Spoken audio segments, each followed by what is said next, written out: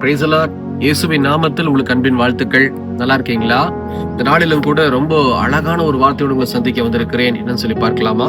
சங்கீதம் 22ஆம் அதிகாரத்துல 5ஆம் வசனம், அதுல முதல் வரி பைபிள்ல கவனிச்சு பாருங்க. உம்மை நோக்கி கூப்பிட்டு தப்பினார்கள். அருமையான வார்த்தை.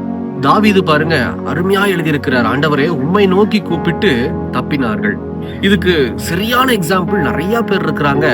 ஆனா எனக்கு மனசுல இந்த வசனத்தை வாசிக்கும் போது ஆவியானவன் கொடுத்த ஒரு காரியம் என்ன அப்படின்னா, அந்த எகிப்து தேசத்துல இஸ்ரவேல் ஜனங்க பாருங்க 430 வருஷம், கொஞ்ச நஞ்ச வருஷம் இல்ல, 430 வருஷம் அவங்க ரொம்ப மோசமான ஒரு நிலைமையில அடிமைத்தன வாழ்க்கையில இருந்து யார் எங்களை விடுதலை செய்வாங்க?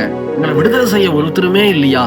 இந்த கஷ்டத்திலிருந்து, இந்த வேதனையிலிருந்து, இந்த பொல்லாத காரியத்திலிருந்து என்னுடைய பிள்ளைகளுக்கு ஒரு விடுதலை வராதா? நான் தான் கஷ்டப்பட்டுட்டேன், என் பிள்ளையாவது ஆசீர்வாதமா இருக்காதான்னு சொல்லி ஏங்கி இருக்கிற ஜனங்க அங்க இருக்கிறாங்க.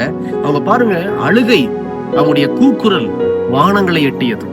மோசே கிட்ட ஆண்டவர் சும்மா பேசல. மோசே கிட்ட ஆண்டவர் சொல்றாரு, என் பிள்ளைகளுடைய கூக்குரலும் அழுகையும் வானத்தை எட்டியதுன்னு சொல்லுகிறார். அப்போ மோசே சும்மா ஆண்டவரால் அனுப்பப்படல. இந்த ஜனங்களுடைய கூக்குரலும் இந்த அழுகையும் என்ன செய்யுது அப்படின்னா, தேவனை ஒரு ஊழியக்காரனை தெரிந்து கொண்டு அந்த ஊழியக்காரனை தேற்றி அபிஷேகம் பண்ணி அனுப்பி அந்த ஜனங்களை முழுசா விடுதலை செய்றார். சர்வசாதாரணமான விடுதலை அல்ல. பார்வோனுடைய இருதயம் பயங்கர கடினமாகுது. எத்தனையோ முறை அந்த மோசையும் ஆரோனும் அப்ரோச் பண்ணி கூட அந்த பார்வோன் விடவே இல்லை. ஆனாலும் கர்த்தர் தம்மை நோக்கி கூப்பிடுகிற பிள்ளைகளை தனியா திக்கற்ற பிள்ளைகளை விடவே இல்லை. பாத்தீங்களா? எகிப்திலிருந்து விடுதலை பண்ணி அழகா கானான் அப்படிங்கிற ஊருக்குள்ள யோசுவாவை கொண்டு ஜனங்களை வழி நடத்துகிறார்.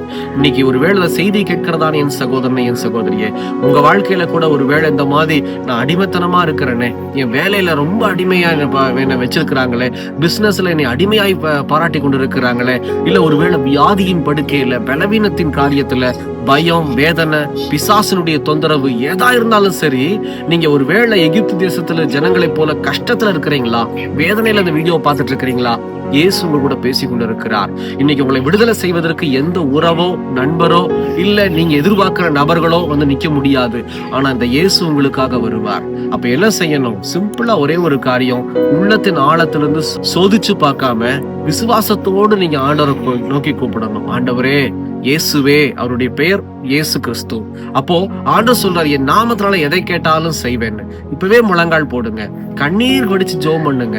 ஏசப்பா, எனக்கு இந்த வியாதியிலிருந்து விடுதலை தாங்க, இந்த பலவீனத்திலிருந்து விடுதலை தாங்க, இந்த பயத்திலிருந்து, குழப்பத்திலிருந்து எனக்கு விடுதலை தாங்க, இந்த அடிமைத்தன வாழ்க்கையிலிருந்து எனக்கு விடுதலை தாங்க.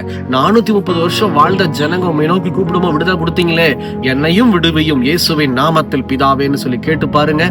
தேவன் உங்களை விடுதலை செய்ய, ஆசீர்வதிக்க, உங்களை தப்புவிக்க பலமுள்ளவராயிருக்கிறார். ஜெபிக்கலாமா? கண்களை மூடி.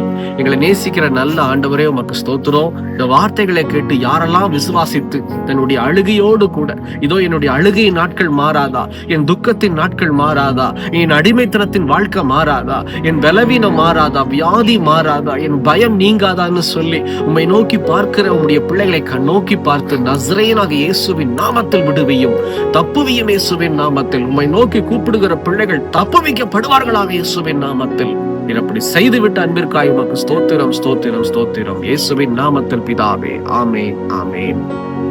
தேவசமத்துல ஜெபம் பண்ணுங்க. எங்களுக்காக ஜெபித்துக் கொள்ளுங்கள். கர்த்தர் உங்களை ஆசீர்வதிப்பாராக. God bless.